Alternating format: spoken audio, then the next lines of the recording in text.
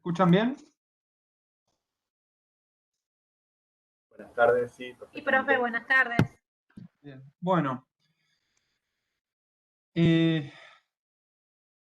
algunos comentarios parroquiales tienen a disposición, creo que lo han visto algunos, no todos, las grabaciones del seminario 1 y 2 ya están disponibles a pie del seminario 1 y a pie del seminario 2. Con respecto a las entregas del ABP número 2, que hay alumnos que me han escrito que les figuraba como borrador, fue modificada la condición de entrega, pero no fue modificada la fecha, con lo cual les pido a aquellos a los cuales les continuó figurando como borrador o no entregada, que envíen por un correo al docente el trabajo con copia a mí.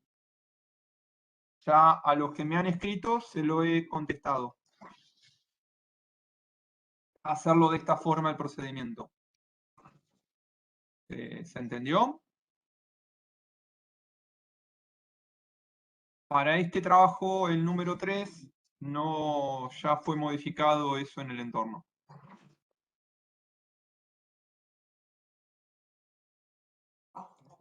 Bueno, ¿algún alumno o alumna de quinto año ahora en la sala?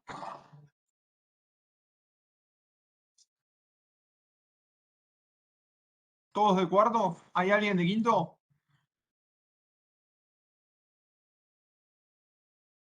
Hay varios de quinto ahí. Acá, ahora, presentes en la actividad sincrónica.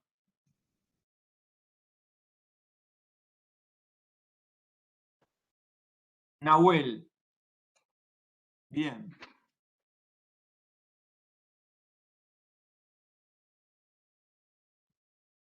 Helio y alguien más. ¿Rindieron el final?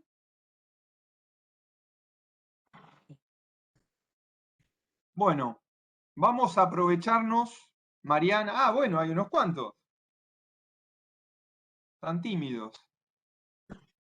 Bueno, esto es un poco de la actividad de hoy, el seminario de hoy, tiene que ver con algunos conceptos que ya hemos desarrollado en quinto año, pero que en realidad formaban parte de la materia Computación 1,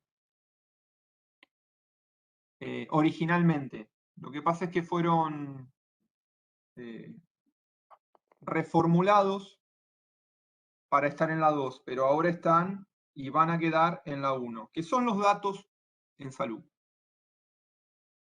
Yo ahí les compartí como material algunos documentos, dos documentos nomás, uno que tiene que ver con la bibliografía específica del libro, el capítulo 3 y 5, si no recuerdo mal, y después un apunte que hicimos el año pasado, como para tratar de dar algunas nociones generales sobre los datos en salud. Y digo generales porque es difícil, o por lo menos de la forma clásica, ¿no les pasa a ustedes? ¿Ustedes relacionan los datos con algo que no sea la informática? ¿Con algo que no sea la telefonía? ¿Con algo que no sean videos? ¿Los escucho o los leo? ¿Qué entienden por datos? ¿Qué tienen que ver los datos con la salud? ¿Cuáles son datos? ¿Qué es información? ¿Qué es conocimiento? ¿Qué les parece? ¿Qué idea tienen? En otras materias, hola, Romy habla. ¿Cómo estás? En otras materias hemos visto que los datos son como el valor que nosotros le poníamos a la variable. A ver, me gusta, te voy escuchando, dale. Claro, ¿En qué nosotros materia? Perdona que te y, interrumpa. ¿En qué y- materia, Romina? y lo vimos en epidemiología crítica. Ahí tuvimos una introducción a base de datos. Y también vimos variables, los tipos de variables, o sea, nos fuimos y tuvimos una introducción a la investigación clínica, entonces a partir de ahí pudimos desarrollar algunos conceptos que tienen que ver con esto, con datos, base de datos y la clasificación de los datos, transformándolo en variables, ¿no? Bueno, para que ahí me diste varias cosas. Está muy bien, está bueno que lo vean. Pero yo voy a algo más básico todavía. Ustedes como alumnos, ¿trabajan con datos en salud? No estoy hablando de investigación, ¿eh? No estoy hablando de codificar variables o categorizar variables o calificar entre cual y cuanti, si son ordinales, nominales, etc. ¿Qué les parece? En el día a día, en la actividad asistencial. Bueno, Nahuel ahí menciona que la historia clínica está llena de datos. ¿Qué les parece? ¿Es cierto esto? Sí, los datos son registros, registramos, no sé, valores de tensión arterial, de frecuencia cardíaca, temperatura, son datos. Bueno, ahí yo los invito después a que lean bien la definición precisa y la diferencia precisa entre dato e información. Lo que vos te referís, Romina, como la frecuencia cardíaca es un valor de información,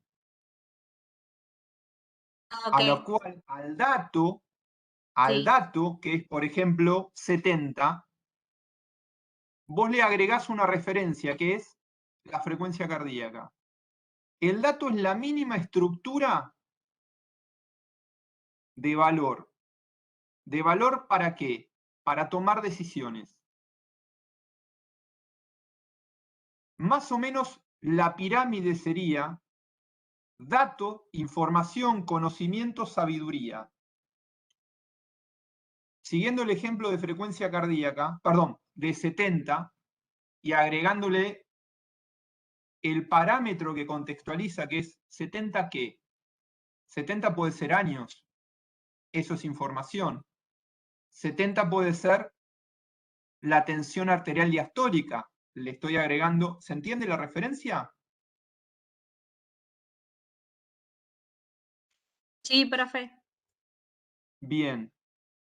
Entonces, lo que nosotros registramos son los valores numéricos o no numéricos, que a veces los definimos como datos, a veces los definimos como información. ¿Qué diferencia hay? O, perdón, decía, me adelanté una pregunta. ¿Una historia clínica es una base de datos? ¿Qué les parece?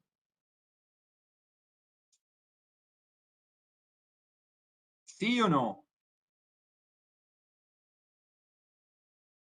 Sería sí, depende de lo que 0800. queremos buscar, ¿Cómo?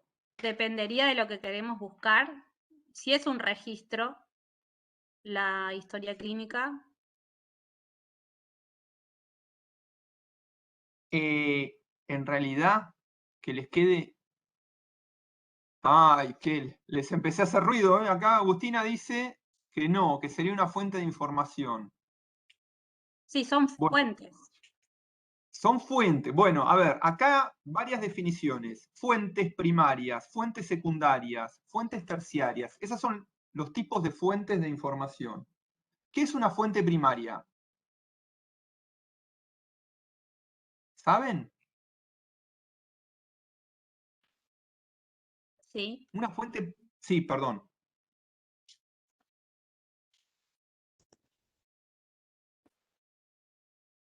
escucho, Romina, sí, disculpa. No, que decía que sí, que sabíamos y que tiene que ver con esto, con fuentes que viene de estudios que se comprueban, que se analizan, como los ensayos clínicos, los estudios aleatorios. Mira, más fácil, sin enroscarse tanto. Una fuente primaria es cuando uno genera el dato. Por ejemplo, si yo hago el registro de la información, nombre, apellido, data, lo registro yo, estoy creando una fuente primaria. ¿Se entiende? Y en ese sentido, la historia clínica puede ser una fuente primaria.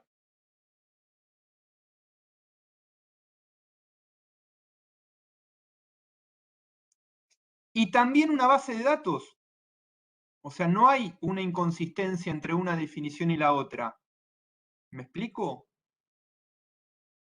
Porque yo en la fuente, en la, ¿cómo se llama? En la historia clínica, estoy registrando datos. Y los estoy registrando de primera fuente. Salvo, ustedes me pueden decir, profesor, pero en la historia clínica también escriben otras personas. También tengo estudios complementarios, donde ahí ya hay datos. Y no los estoy recolectando yo. ¿Me explico? En ese caso sería una fuente secundaria. Cuando ya está tomando los datos de otro lugar.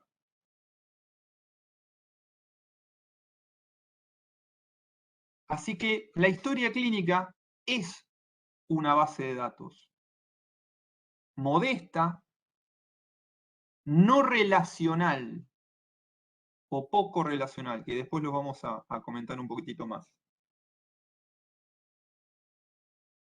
¿Alguno de ustedes trabaja, por ejemplo, en el CETEC o ha colaborado en el CETEC?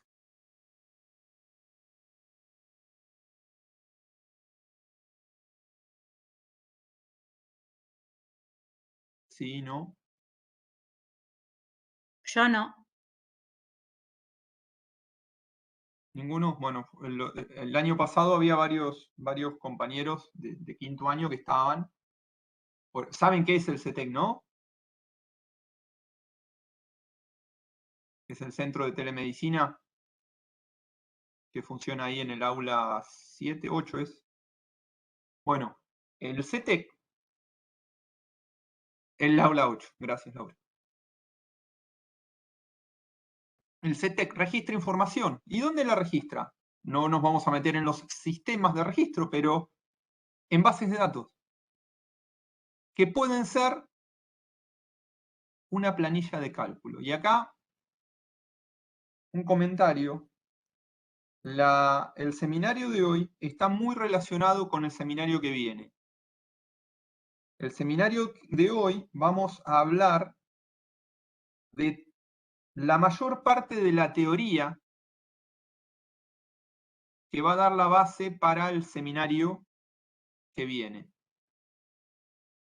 En este seminario vamos a trabajar con muchas definiciones, a tratar de ponernos de acuerdo en definiciones.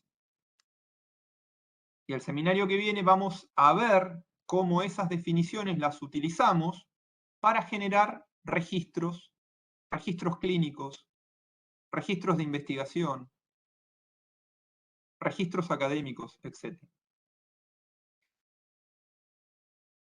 Bien. Seguimos con la idea de que la historia clínica es una base de datos. ¿Conocen alguna otra base de datos en salud que se les ocurra o que hayan escuchado o que hayan visto, que hayan trabajado?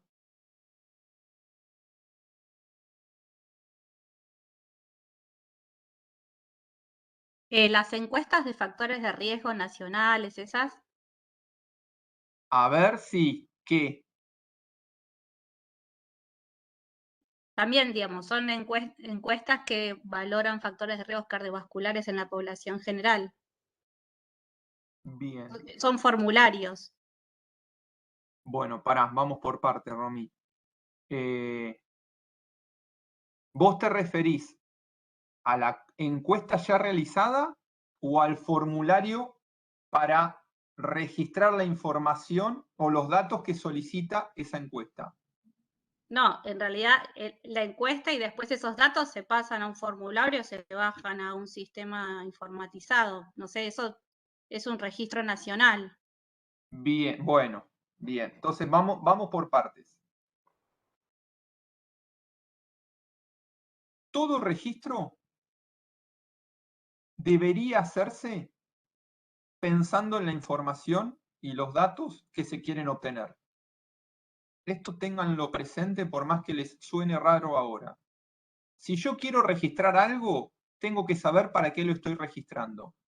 Y ese saber tiene que ver con las definiciones. Ejemplo, los factores de riesgo, por ejemplo, hipertensión, sobrepeso, diabetes o glucemia, vamos a decir glucemia, esos tres, yo tengo que tener las definiciones. ¿Estamos de acuerdo? Si yo defino la diabetes como el valor de glucosa en sangre mayor a 150 miligramos decilitro,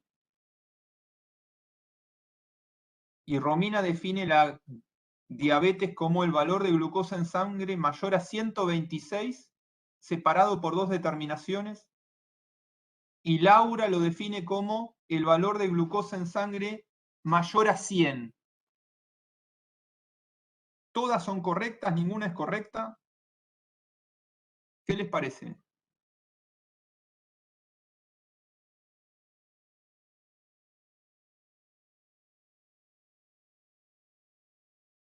Oriana dice que se sesga el estudio.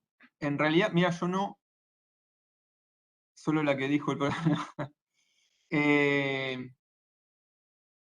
En realidad, lo que, independientemente de la definición, esto fue un ejemplo burdo, si quieren podemos hacer lo mismo con la presión arterial o con el sobrepeso. Si yo digo que sobrepeso es un índice de masa corporal menor a 15, estoy diciendo algo claro, que en general estaría mal. Lo que hay que contextualizar a ver si a edad, sexo, da igual es un valor muy, muy, muy extremo, está mal definido. Entonces, lo que primero tenemos que tener presente es las definiciones que vamos a usar. Porque si no, todos los datos que nosotros registremos, si no tenemos en claro las definiciones, los vamos a recolectar mal. ¿Se entendió bien lo que quise decir? Sí, porque primero lo que uno debería hacer es operacionalizar la variable que queremos medir. O sea, darle un concepto de lo que queremos buscar. Está bien, sí. Sí, yo no quiero complicarles metodológicamente el asunto. Porque esto, si bien como vos lo decís, Romina, con respecto a lo que es el registro de la información a los fines de la investigación, es clave. Ahí no puede haber error. Pero podemos hacer o podemos cometer errores clínicos. Miren, les doy un ejemplo práctico. Si yo veo a un paciente y evalúo que tiene fiebre, para mí tiene fiebre. Cuando yo digo para mí tiene fiebre, ¿estaremos interpretando todos la misma definición? Porque eso puede cambiar la conducta diagnóstica y la conducta terapéutica. Nahuel dice que hay que objetivarlo. Muy bien. ¿Cómo, Nahuel?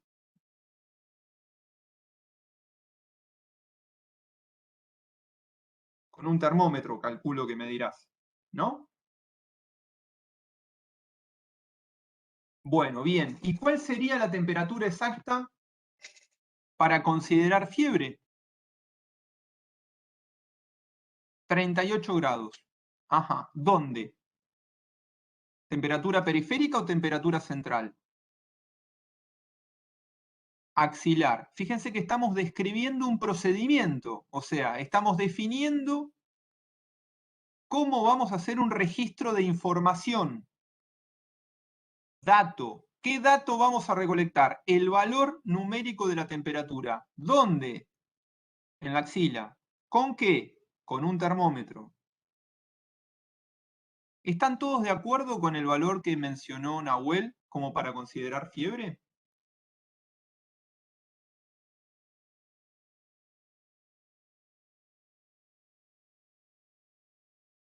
¿Qué les parece?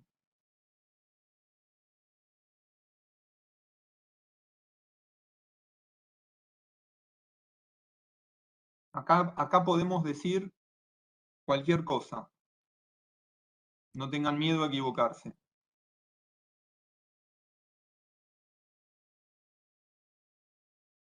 ¿Qué les parece?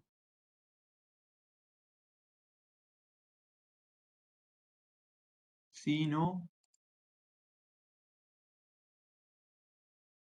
Vamos, ¿qué opinan? Vamos, vamos. Sí. ¿Sí que, Laura, es fiebre? Bueno, acá Sol ya dice que sería 35,5. 37,5, perdón. Acá 37,6. Acá 30, miren. 37. Gastón tiene miedo de que si nos equivocamos queda grabado.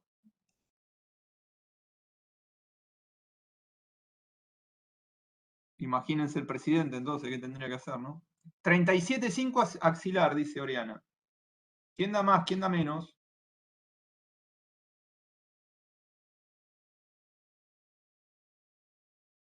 Fíjense, yo les puedo asegurar que somos unos 35 acá en la actividad sincrónica y podemos llegar a tener 10 o 12 definiciones diferentes.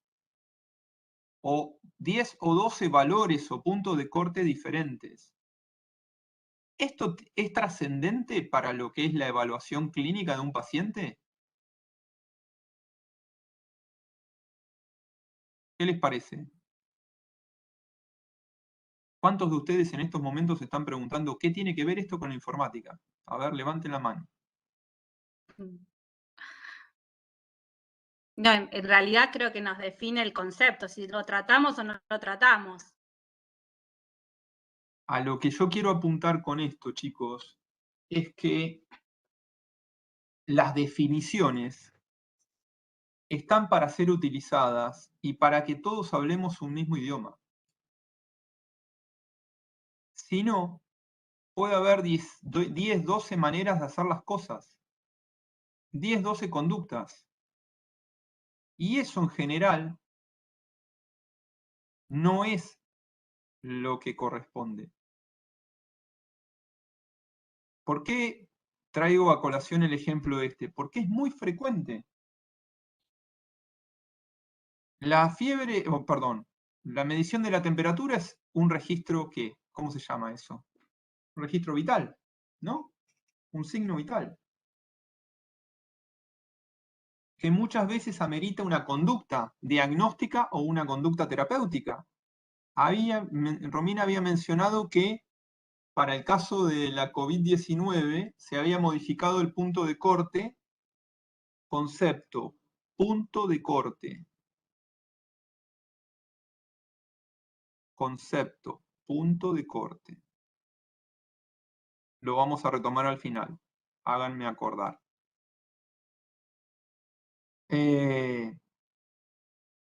Esto es clave. Y tal es así que si ustedes aprenden a registrar con precisión en papel y lápiz y a hablar con precisión en forma oral, cuando tengan que trabajar con los sistemas de información, con los software, no van a tener tantos problemas. ¿Por qué digo esto? Porque los software necesitan precisiones para ser utilizados. Y algunos necesitan muchísima precisión. por ejemplo, no pueden poner fiebre mucha o poca. Tiene que verificarse y cuantificarse. Los registros clínicos, la información que ustedes cuentan en la historia clínica, tiene que ser precisa, no tiene que ser ambigua.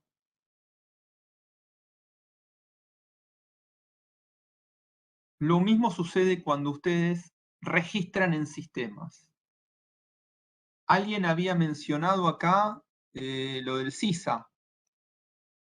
Laura había mencionado lo del CISA. ¿Saben qué es el CISA? ¿Por ahí lo vieron en Epidemio?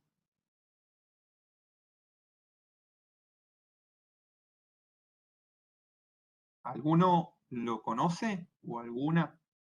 ¿Lo vieron en Epidemio, Laura? Bárbaro. ¿Tuvieron la suerte, entre comillas, suerte, de trabajar con el CISA, de cargar alguna información? ¿O de descargar alguna información?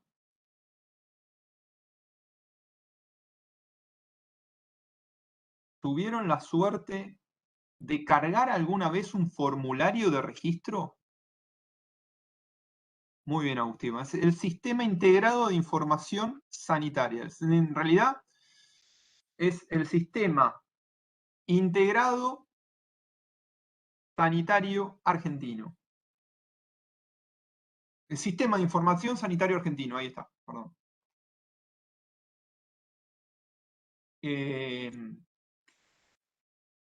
¿Vieron alguna vez un formulario de registro de información? Profe, sí vimos las planillas, la C2, L2, eso vimos para cargar, Bien, bien. pero Y no cargamos ningún dato. bueno, les doy un ejemplo, uno que lo deben haber escuchado varias veces. Sarampión. ¿Les suena? Ahora hay alerta de sarampión? Algo para que, digamos, que estemos en tema.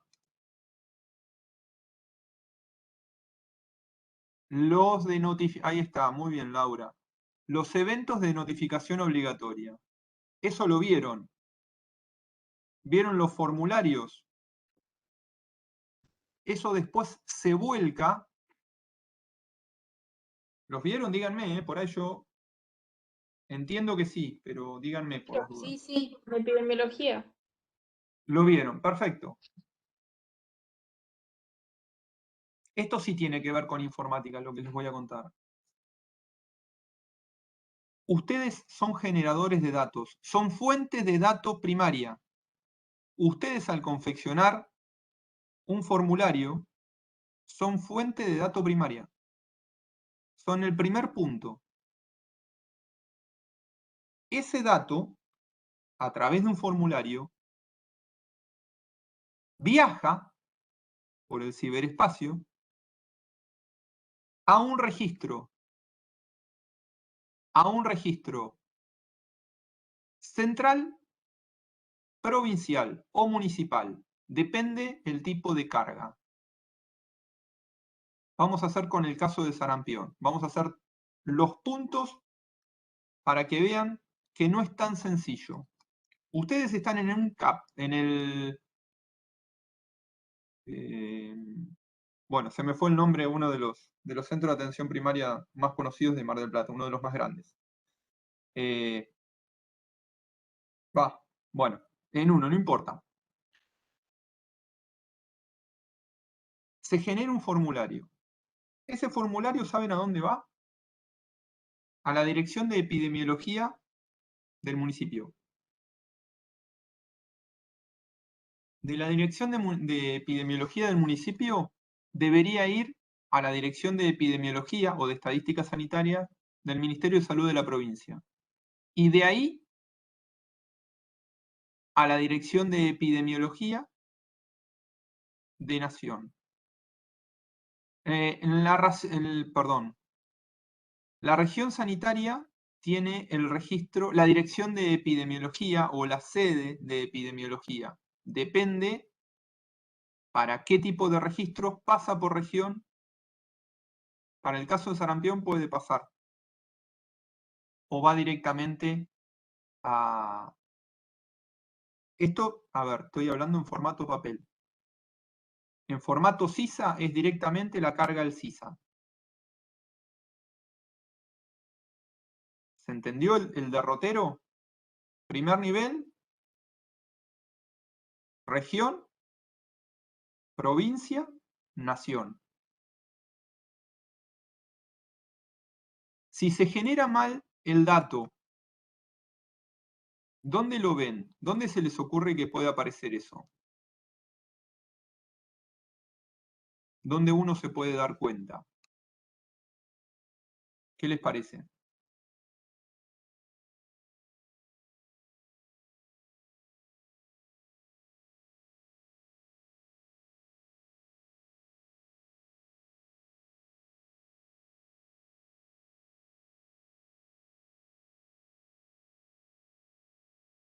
Los escucho o los leo. ¿Hay forma de que se den cuenta? Digo, esto es importante. ¿Ustedes van a generar datos?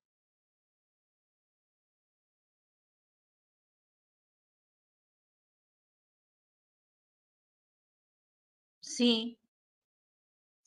Fue medio tibio ese sí. No. ¿Sí?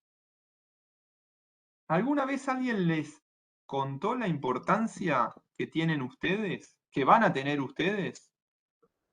¿Que si hacen mal los registros no va a haber información para tomar decisiones?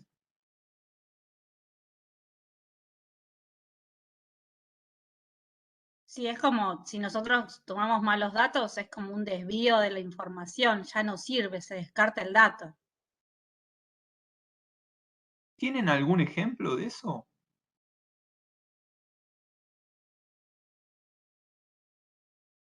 ¿Se les ocurre algún ejemplo?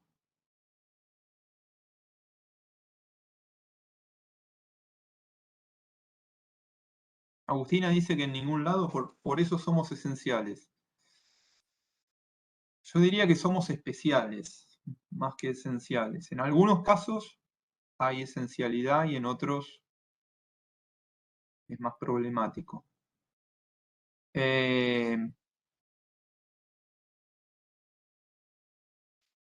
¿Vieron el tablero de registro de casos de COVID? ¿Lo vieron? Hay 5.000 casos, 10.000 casos. ¿Lo recuerdan? Miles de... Sí. Bueno. ¿Por qué en el tablero ese no aparece la edad de los pacientes? ¿Por qué no aparece si tenían vacunación? ¿Por qué no aparece si tenían comorbilidades? ¿Por qué no aparece los domicilios, no domicilios, las regiones de atención? ¿Toda esta información está? ¿Qué les parece?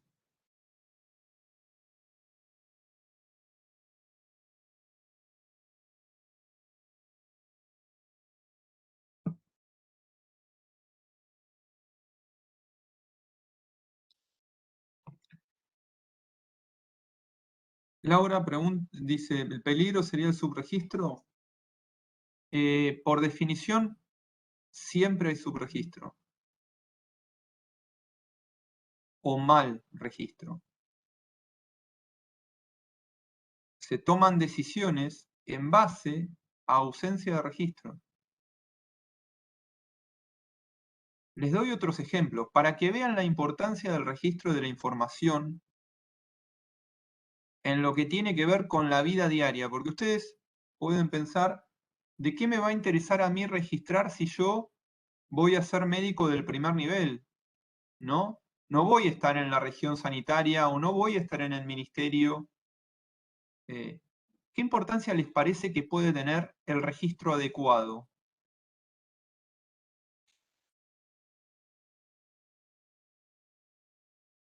En primer lugar, por cuestiones epidemiológicas.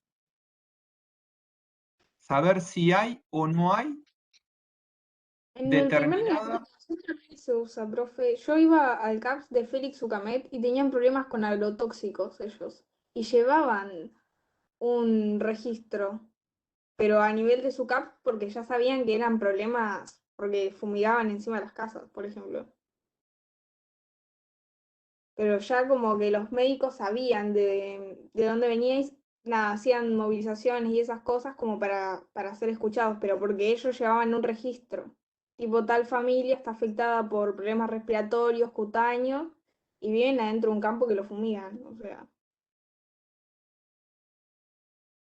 Bueno, es justamente lo que vos comentás, Oriana, es una situación, digamos, casi particular. Yo me refiero que puede suceder, y de hecho lo estás mencionando, pero no es lo que sucede todo el tiempo. No es frecuente, a eso me refiero. De hecho, si es como vos lo mencionás, están haciendo un registro de una situación particular. No es algo que esté pensado para ser registrado. ¿Me explico? Yo acá estoy haciendo referencia a aquellos sistemas de información que están diseñados para registrar. Ustedes tienen planilla de registro de lo que son las enfermedades de notificación obligatoria. Tienen planilla de registro de lo que es la vacunación. Por ejemplo, ¿ustedes saben cuál es la tasa de población vacunada fuera de COVID, fuera de SARS-CoV-2, contra sarampión en el municipio de General Pueyrredón? ¿Es una información que esté disponible? Digo, esto es importante para pensarlo en el día a día. Si ustedes están en el CAP y ven un paciente que viene con triple catarro, con sospecha de sarampión, el hecho de saber la cobertura vacunal, si viajó o no viajó, es clave para sospechar. Pero no contamos con la información a nivel poblacional. Y en parte eso es responsabilidad de nosotros. Digo nosotros, los profesionales médicos o los profesionales sanitarios que tenemos que registrar. Más allá de que pueda haber eventos como los agrotóxicos, algunas contaminaciones, envenenamientos, etcétera, que movilizan a una comunidad. Porque en ese sentido los sistemas de información deberían ser ubicuos, deberían estar o deberían tenerlo, deberían estar al alcance de todos. ¿Me explico? Ese registro, para continuar con el ejemplo, debería estar al alcance de todos los CAPS.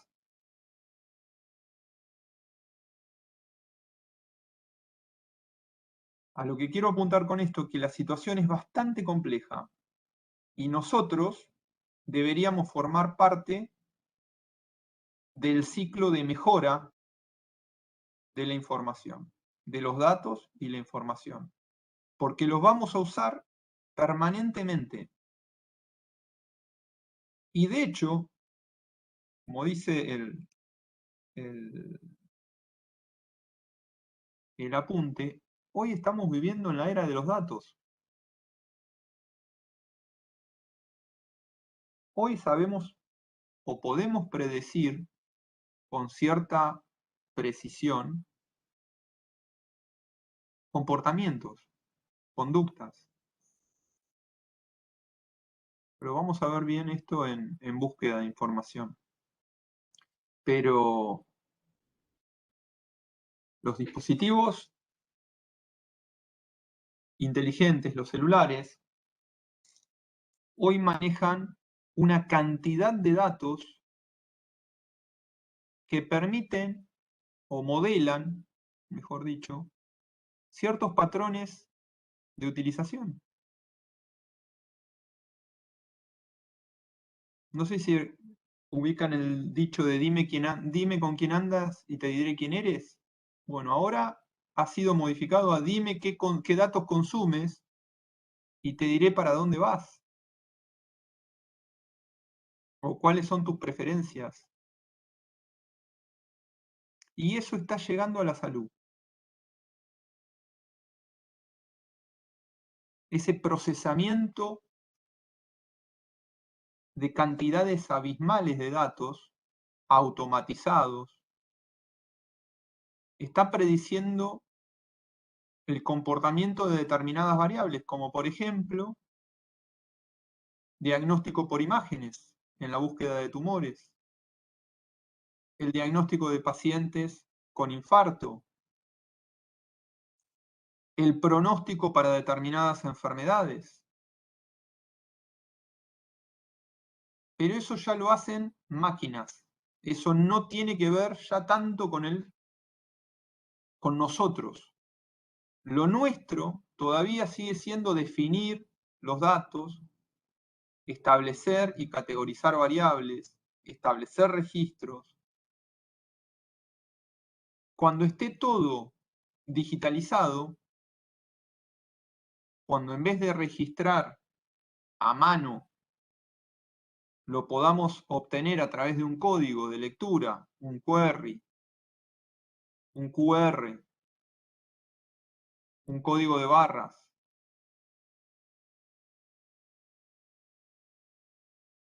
eso es lo que hoy está. No en todos lados, pero hoy está.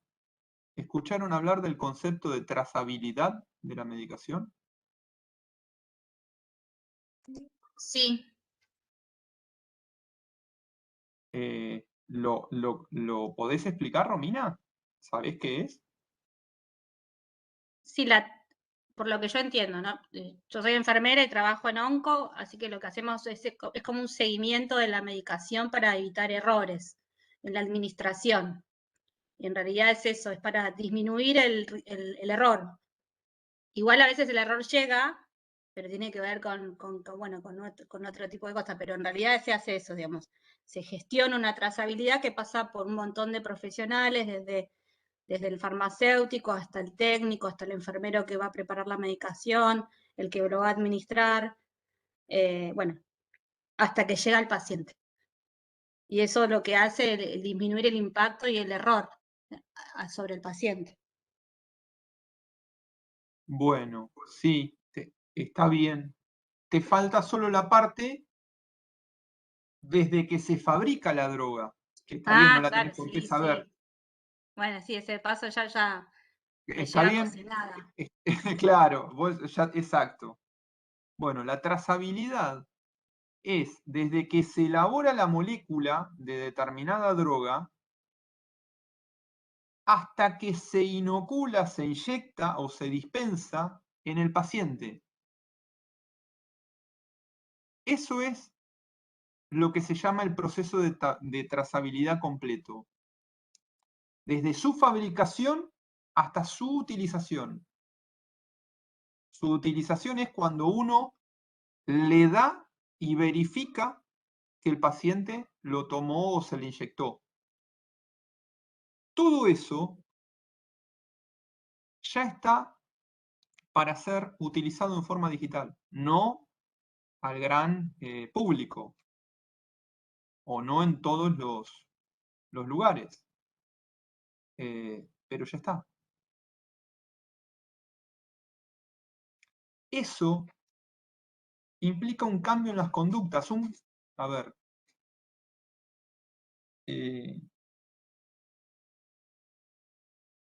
por ahí nosotros todavía les seguimos, como les había mencionado en el primer seminario, si no me equivoco, todavía les seguimos mostrando cosas de manera analógica, pero en breve, más antes que después, todo esto va a desaparecer.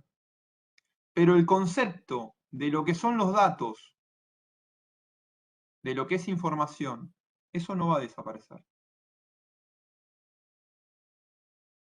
Datos estructurados, datos no estructurados. ¿Saben cuál es cuál? ¿Qué es un dato estructurado? ¿Qué es un dato no estructurado? O un dato parametrizado o no parametrizado.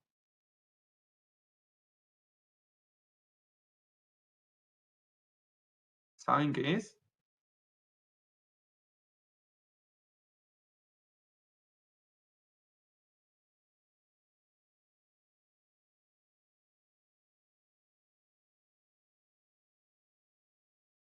Bien.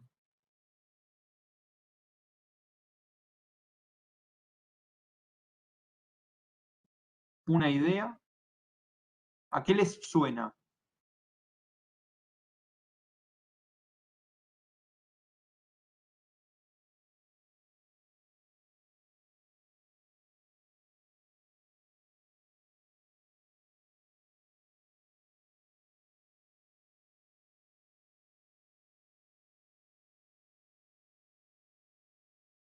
¿Qué les suena?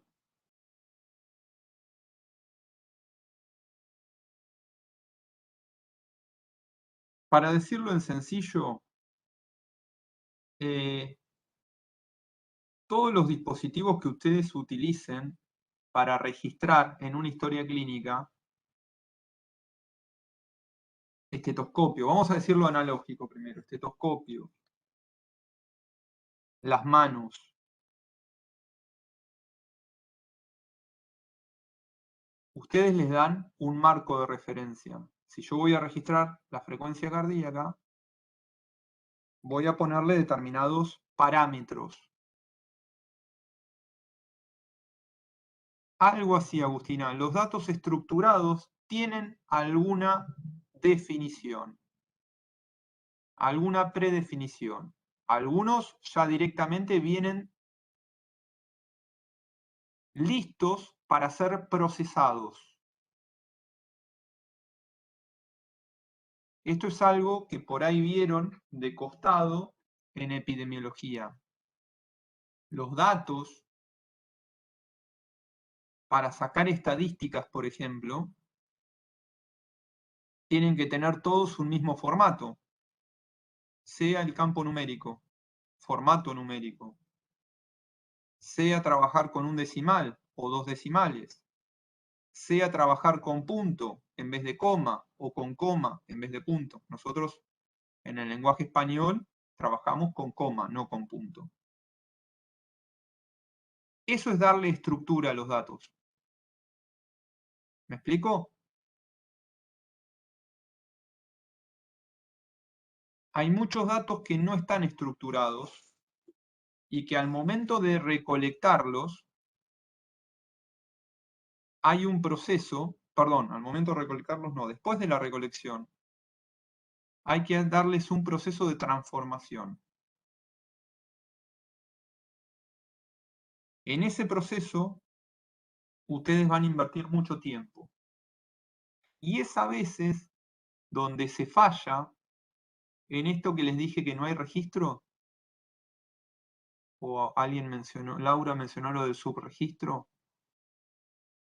Nos pasa cuando no tenemos parametrizados los datos y que no sabemos o nos falta el tiempo, que esa es otra de las características de nosotros como profesionales de la salud, nos falta el tiempo para completar, para llenar, para, siempre nos falta el tiempo.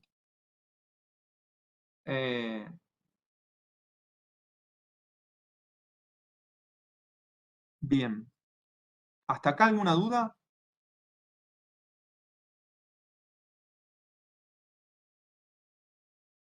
Sí, ¿no? Sí, ¿no?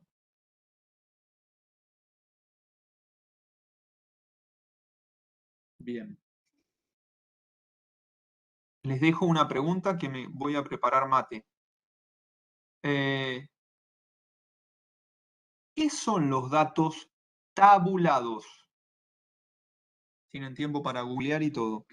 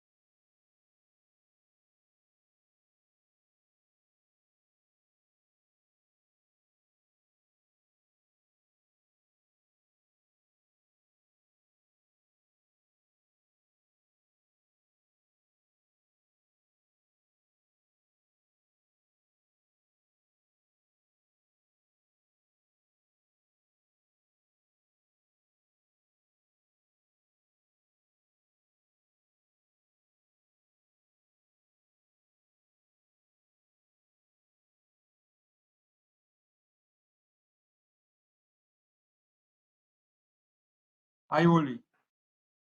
¿Qué son? Los datos, los datos tabulados.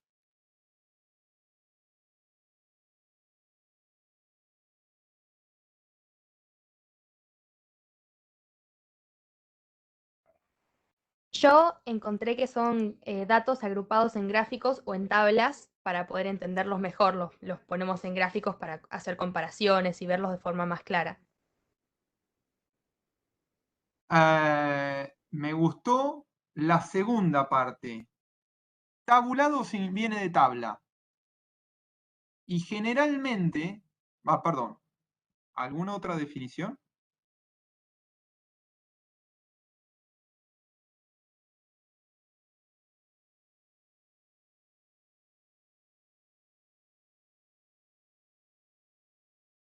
No, ahí decía que era un conjunto de operaciones que permitía presentar los datos en formas agrupadas.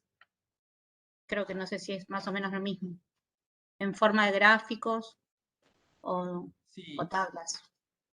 tabla. Recuerden lo de tabla. Y cuando digo tabla, específicamente me refiero a lo que es una tabla, o vamos, perdón, a definir qué es una tabla.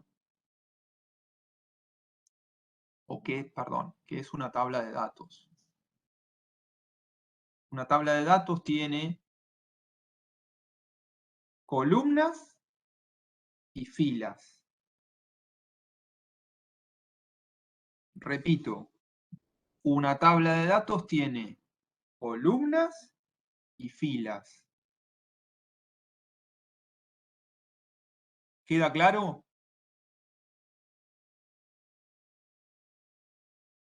Columnas y filas. ¿Por qué les repito esto varias veces? Porque casi cualquier cosa que ustedes quieran hacer con datos, enfáticamente les recomiendo que lo tengan en columnas y filas. Y esa agrupación, creo que vos habías dicho la definición, Romina, tiene que tener una estructura. Ya la tabulación es una estructura. Cada columna debe representar una dimensión, cualidad o variable. Cada columna debe representar una dimensión, cualidad o variable. Variable, vamos a decir variable. Tantas variables como existan de lo que yo quiero registrar. Y esto es clave, porque es la forma en la que van a tener la mejor forma que van a tener para registrar datos, la más práctica y la de mayor utilidad. Después veremos en qué sistemas es mejor hacerlo. Hay un adelanto por ahí de algunos ejercicios, pero recuerden, columnas, filas. ¿Y las filas a qué representan? En esta estructura que les estoy mencionando.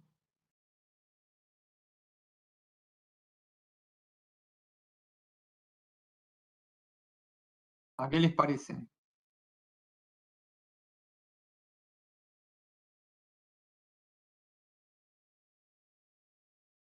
¿Qué ponemos en las filas?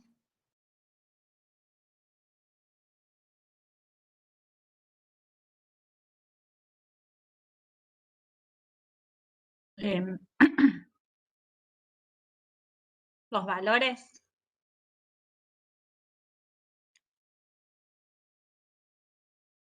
Los registros. Los valores que pueden adoptar determinada variable.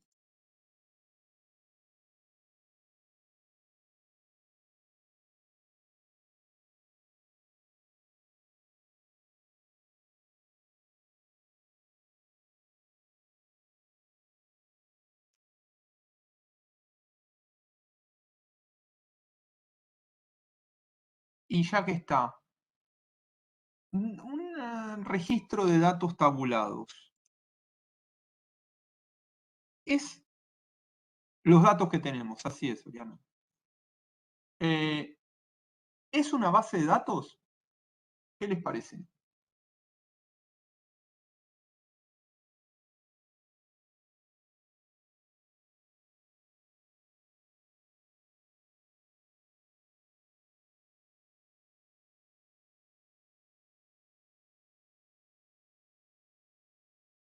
Helio dice que sí. Para él que sí. Oriana dice que también.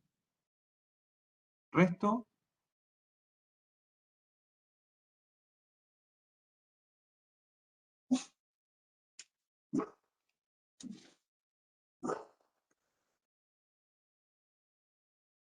¿El resto qué opina?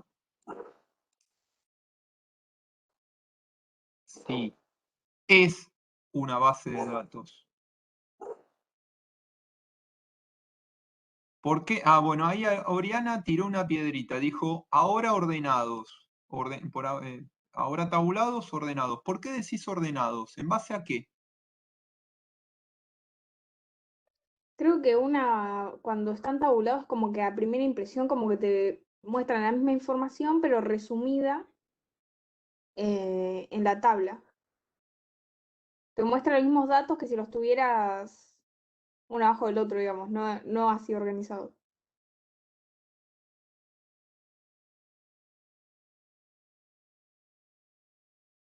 A ver, voy a tratar de ser preciso. Eh,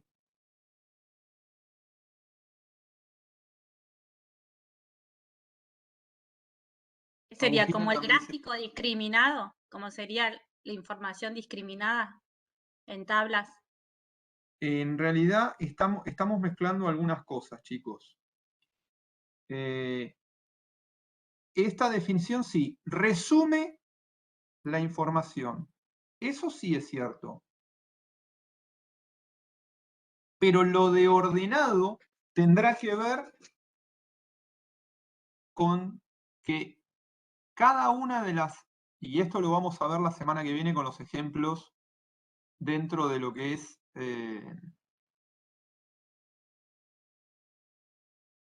las planillas. Bueno, ahora por ahí al final les muestro algunas cositas, pero quiero que entendamos el concepto. ¿Recuerdan eso de que una imagen vale más que 1000 palabras? Sí, ¿no? Es conocido. Si ustedes escriben, así es como trabaja nuestra cabeza, nuestro cerebro. Si ustedes escriben, necesitan bastante atención o bastante atención en función del tiempo para comprender lo que está escrito. Si ustedes tabulan, hacen una tabla, necesitan menos tiempo para comprender la misma cantidad de información. Eso es lo que logra que esté en una tabla. Y continuando con esto, escribir, tabular, graficar. Si ustedes grafican, el tiempo destinado para comprender la información que está dentro de esa tabla es menor todavía. ¿Se entiende?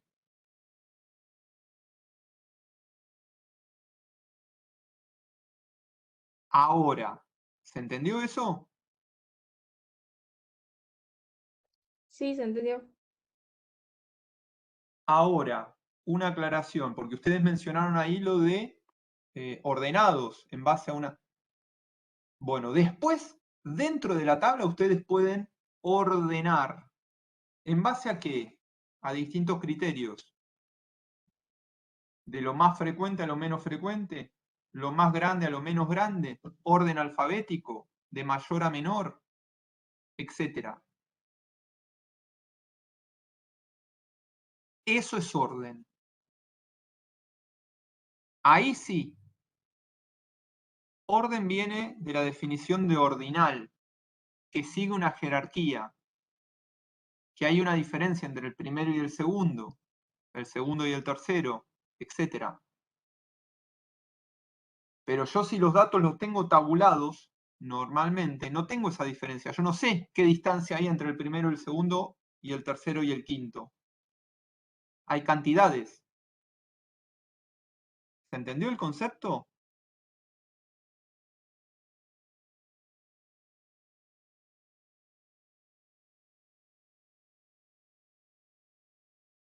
Díganme, chicos. Sí, Bien. profe. Bien. Otro punto.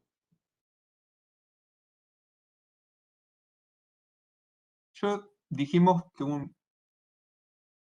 es una base de datos. Vamos a un poquitito más, a ampliar un poquitito más. Es una base de datos. ¿Saben lo que es una base de datos relacional y una base de datos no relacional?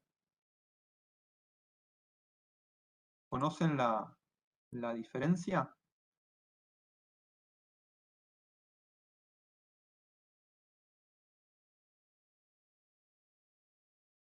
Sí, no, ni. Sí. Bueno, a ver, Laura, ¿te animás a contarnos?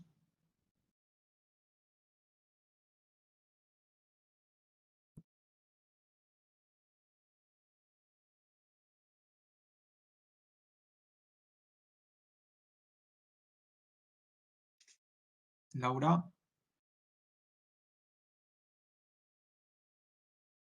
Perdón, dijiste sí, de si había entendido, o de sí, si sabías que era una base de datos relacional. Ah,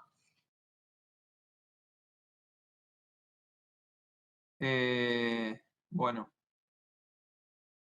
ya está. Ahora ahí entendí yo que era lo que habías entendido vos. Una base de datos, la mayoría de las bases que utilizamos nosotros en ciencias de la salud, en medicina, va. La historia clínica. Son bases lineales, que uno las trabaja para tratar de relacionar información. El concepto de base de datos relacional viene a punto de partida de campos de información. ¿Qué es un campo de información? Si nosotros tenemos los datos tabulados, columnas, filas, un campo es una columna.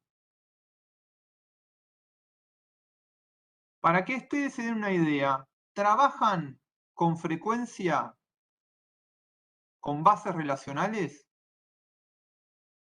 Una base relacional sería múltiples tablas, columnas y filas unidas por algún campo en común que identifique alguna característica o variable en común. Esto sirve para procesar grandes volúmenes de información. Para eso los datos tienen que estar estructurados. Les doy un ejemplo. La agenda de teléfono. Ustedes tienen información de una persona que es el teléfono, pero ese teléfono es la clave de identificación a la cual le asocian nombre y apellido, domicilio, correo electrónico. Esos son los distintos campos, pero tienen un campo principal, que es el teléfono. ¿Me explico? Lo mismo sucede, por ejemplo, con el correo electrónico.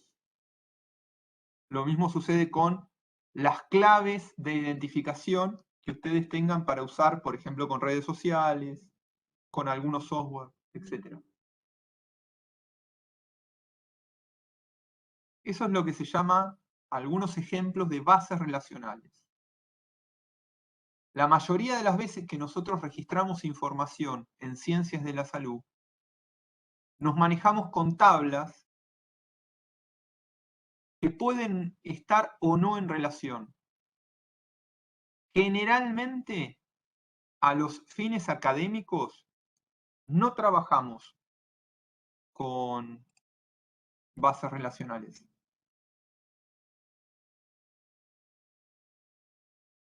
¿Se entendió la explicación?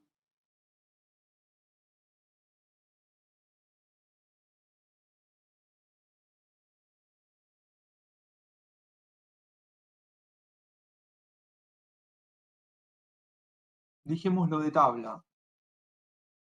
Dijimos el ordenamiento. Van los datos. Ahora vamos a decir 2 o 3 cosas relacionadas a cómo registrar la información, que hay una de las actividades de la guía del ABP. ¿Cómo registran ustedes?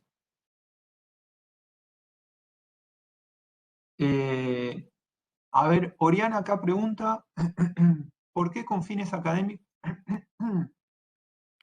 ¿Por qué con fines académicos no trabajamos con bases relacionales? ¿Alguien quiere contestar o se anima a esbozar una respuesta?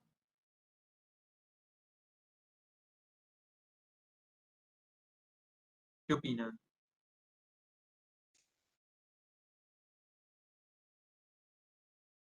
¿Qué opinan? ¿Qué les parece? Yo tiré la piedra, me hago cargo después, pero si hay alguien que...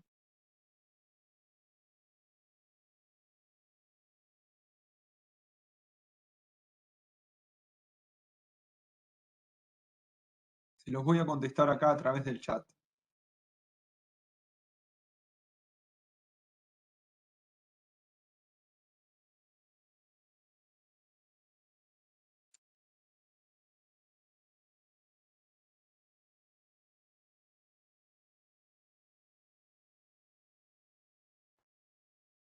¿Se entiende qué puse ahí en el chat?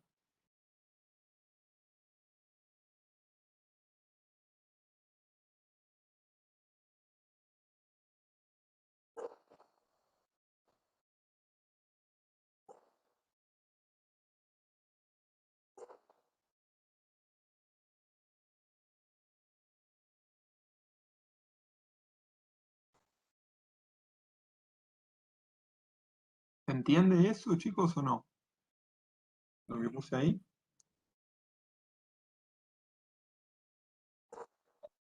Sí, o sea, por lo que yo entiendo es porque el código binario se usa solamente dos tipos de números, digamos, el 1 y el 0, ¿no? Entonces no se puede poner dos tipos de personas y el chiste, digamos, sería eso de que los dos tipos de personas son el 1 y el 2. Digo, el 1 y el 0. ¿Y qué es lo que estaría diciendo ahí, Pilar, lo que escribí? ¿Cómo se leería lo que escribí?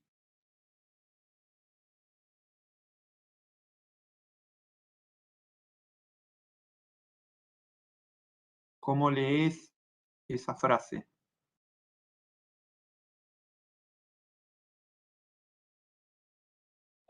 No, no sé cómo la leería en voz alta, o sea, entiendo el concepto en general, pero no tanto. Ahí dice, existen 2 clases de personas, las que saben binario y las que no. El 1 y el 0 en binario es 2. Esto, a modo de chiste, es la representación de los problemas que tenemos, sobre todo los médicos, en interpretar las herramientas para sacarle su mayor funcionalidad y no para usarlas por ensayo y error.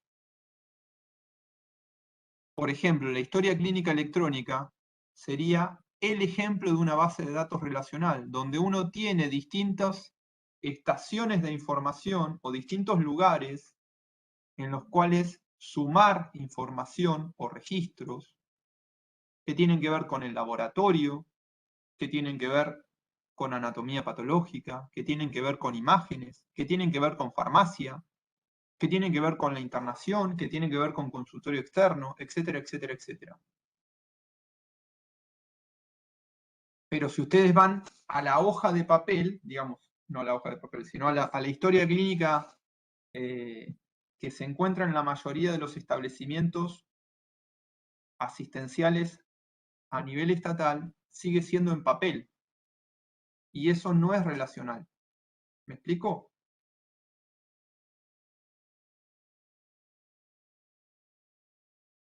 Por ejemplo, otro ejemplo de registro de base de datos relacional lo ven en las aplicaciones de salud, cuidar o vacunar. Ahí tienen información que está tomada de un lugar que es el RENAPER, el Registro Nacional de las Personas, donde validan su identidad, y de otras tablas, como por ejemplo aquella que se confeccionó en el CISA con el formulario de la información de la vacunación de ustedes, o de algún test diagnóstico para COVID que se hayan hecho. A nosotros como médicos nos cuesta bastante ver eso. No digo que uno lo tenga que saber porque no es necesario, pero sí entender para sacarle el máximo provecho.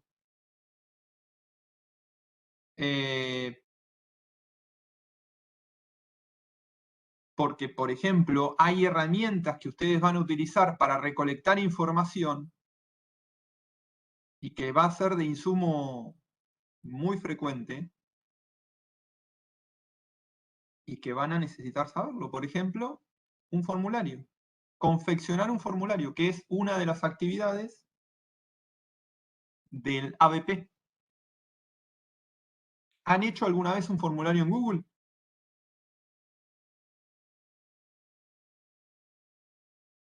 Sí, sí. Buenísimo. Ahora, ese formulario no. Les vamos a dar, una de las actividades es que realicen un formulario con una serie de preguntas y que esa información la recolecten a través de la generación de una tabla, y esa tabla básicamente es una planilla de cálculo. Y ahí me meto con dos conceptos que creo que lo mencioné la semana pasada, que es el de formatos. Tanto en esta actividad como en la de la semana que viene, vamos a trabajar con formatos predefinidos, con formatos de archivos predefinidos. Vamos a trabajar con formatos de archivos de datos, los más comúnmente utilizados por los programas llamados genéricamente planillas de cálculo. Para Google, para Microsoft, para el Antro Plus. ¿Han utilizado el Antro Plus? ¿Saben qué es? Yo no, profe. Bien. Porque hay algunos que sí, otros que no.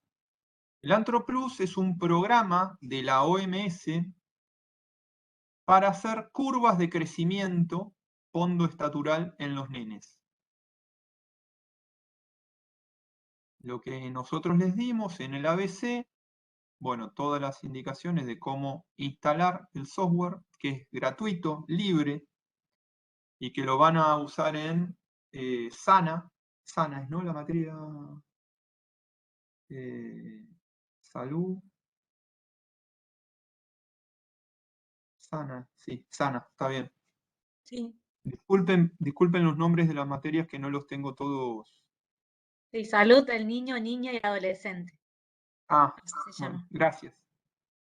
No tengo todos los nombres, todas las materias presentes. Bueno, es un programa que se utiliza bastante, que es para registrar esta información que les menciono. Pero la idea, el concepto atrás de todas las actividades es que empiecen a trabajar con la tabulación de datos, con el registro y tabulación de datos, con los formatos. ¿Qué se puede importar? ¿Qué se puede exportar? Como concepto general, todo dato que tengan, toda tabla de datos que tengan que exportar, háganlo siempre en un formato de datos. Por más que lo puedan guardar en PDF, en Docs, no importa. Háganlo en un formato de datos. Porque les va a simplificar la utilización posteriormente. Utilización, edición, etc. Bien.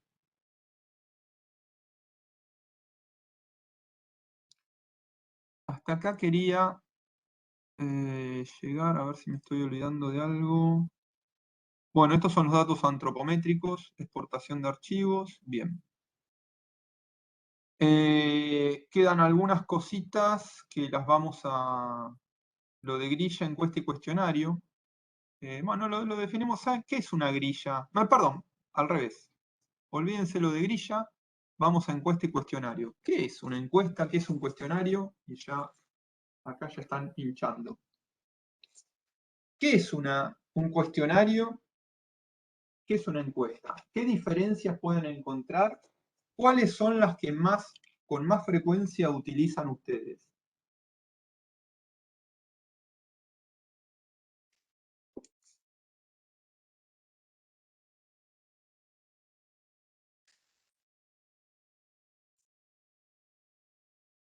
Les presento a Cindio.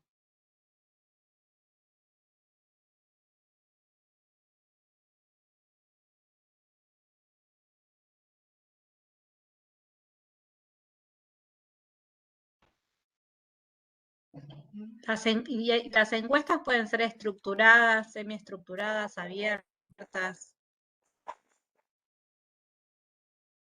Sí, esa es la, digamos, el formato que pueden tener. Ambas, sí, bueno, a ver, ambas son fuentes de información primaria, tanto las encuestas como los cuestionarios. Pero ¿qué diferencia hay fundamental entre una y otra? Entre una encuesta y un cuestionario.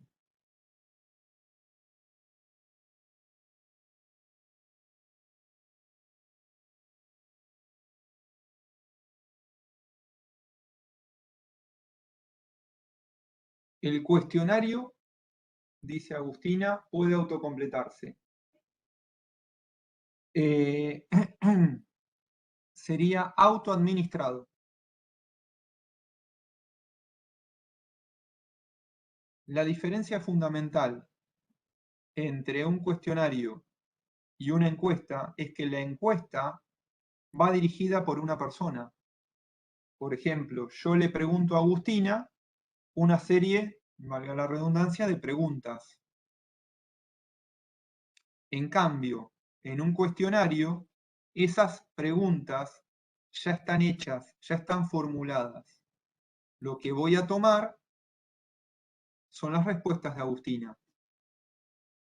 Y tanto el cuestionario como la encuesta pueden ser semiestructurados o estructurados. No pueden ser, por definición, el cuestionario no puede ser no estructurado. Porque para ser no estructurado yo tengo que estar preguntando acerca de lo que me va diciendo la persona de quien estoy obteniendo los datos. Y como el cuestionario ya está preconfigurado, eso no puede suceder. ¿Se entiende?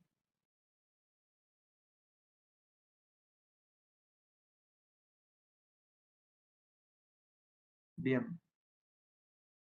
Bueno, llegamos hasta acá. ¿Alguna pregunta, alguna duda, chicos? Profe, yo tengo una duda, pero con respecto al envío del trabajo de ayer. Decime.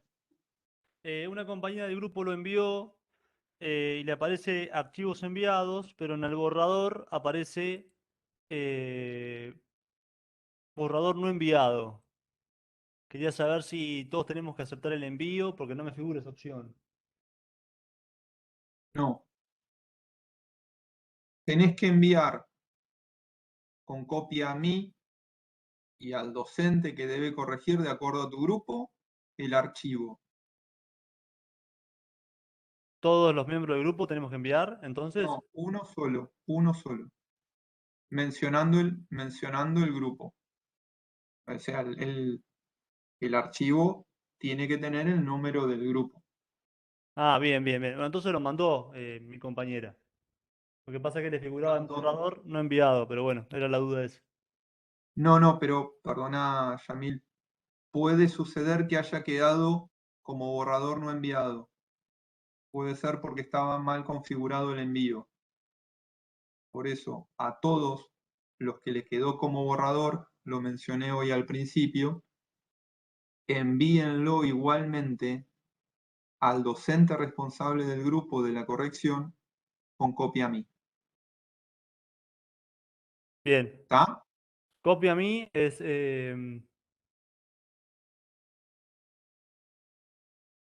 Dentro del entorno, ustedes pueden enviar correo sí.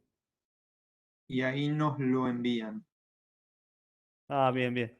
Bueno, gracias. De nada. ¿Alguna otra pregunta, chicos?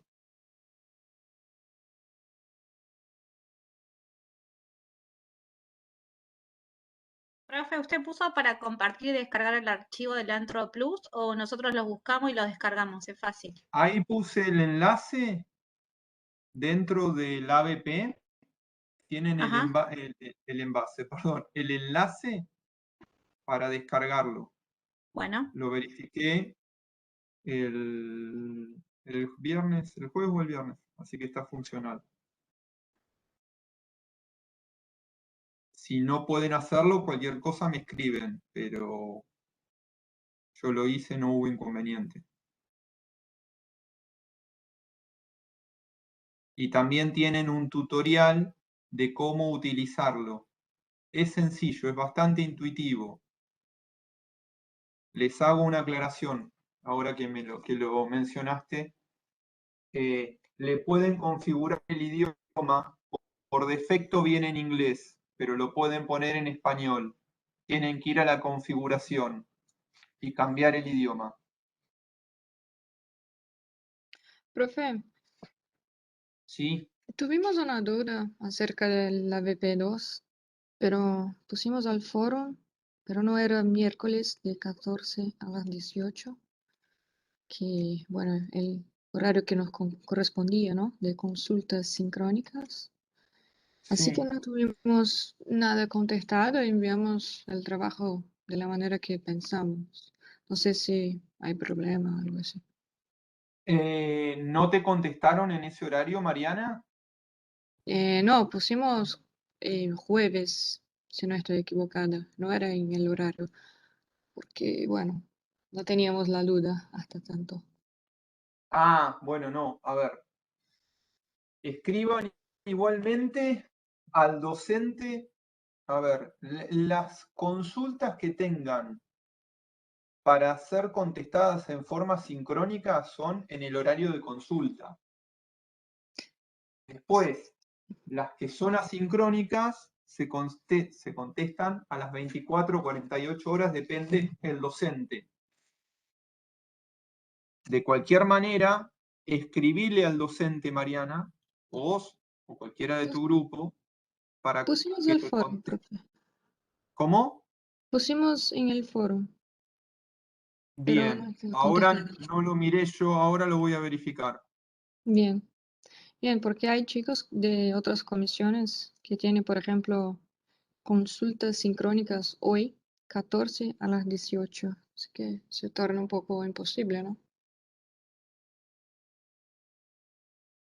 Acá lo estoy mirando. Referencias.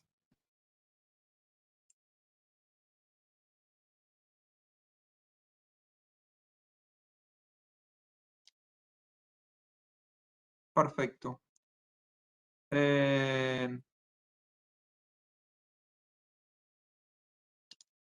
Bien, ¿alguna otra consulta? No, gracias. Mariana, discúlpame, ¿de qué grupo sos vos? 2. Bien, bárbaro, te agradezco. ¿Alguna otra pregunta, chicos?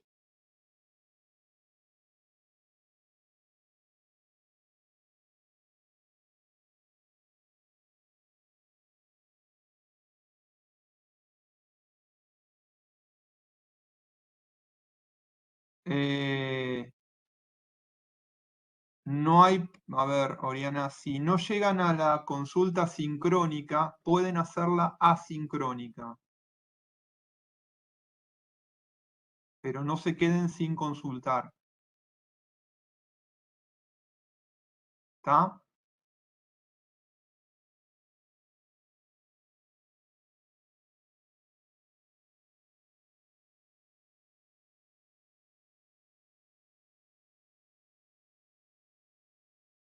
¿No había nadie en el enlace del jueves? Bien,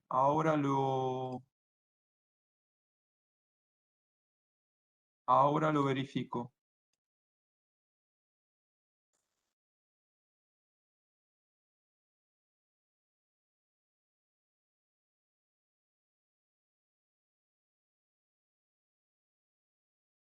Lo consulto y lo verifico.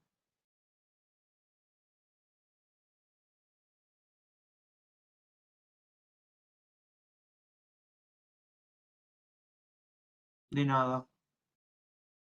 ¿Alguna otra pregunta, chicos?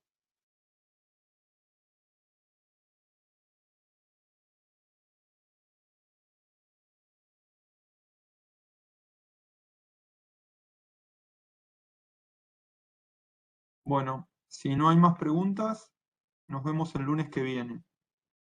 Bueno, muchas gracias. De nada, que tengan buena semana. Igual, Hasta hasta luego. luego.